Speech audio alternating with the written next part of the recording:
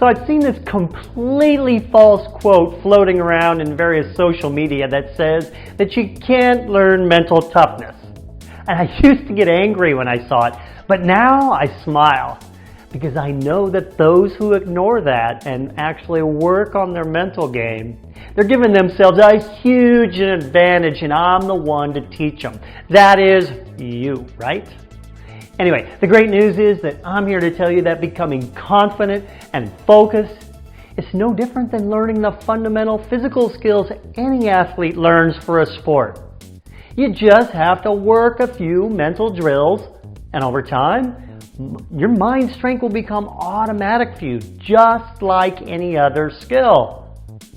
Also, just like any coach, there are many drills I could teach you to improve your game, but here are my top 5 that any athlete should work on if they want that competitive advantage.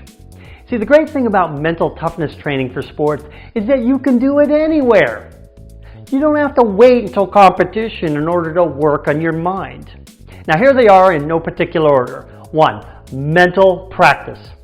Now other trainers call this visualization, but I don't really like that word visualization. Why is that? Because a lot of people are not visual, and that's okay. You do not need to be visual in order to get the benefits. Now I teach the details of this in my programs, but the bottom line here is that athletes make 2 mistakes with this. They don't do it enough, and they are too vague in general with what they want to achieve. Get more detailed and specific in your mental practice.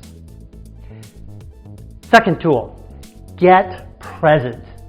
Now this is also very underrated as a skill, but can easily be improved upon. Here's what you do. Multiple times a day, take your attention to what your 5 senses are taking in to get into the present moment. Why? Why do you want to do this present moment stuff? Because fear cannot exist in the present moment unless you are faced with some physical danger right here, right now. Fear is our biggest enemy in sports. Mental tool number 3, use a mantra. Create a sentence or a few words or even maybe just one word that you repeat often to yourself multiple times a day. And it's something that means something to you about your ability to compete at your best or your confidence. For example, I never give up, or I work harder than anyone else. Say this to yourself dozens of times a day until you believe it wholeheartedly. Mental skill number 4, letting go. You know, undesirable things happen to us every day in our life. Make it a conscious practice to reduce the time between when those bad things happen and when we can move on. Now, I have specific tools and tactics to do that. But you want to make it a habit to verbally forgive yourself when you make mistakes that cause those undesirables. Sports are about who handles making mistakes the best.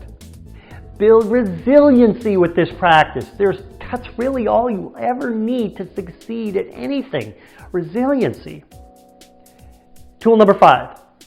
Practice your ability to focus.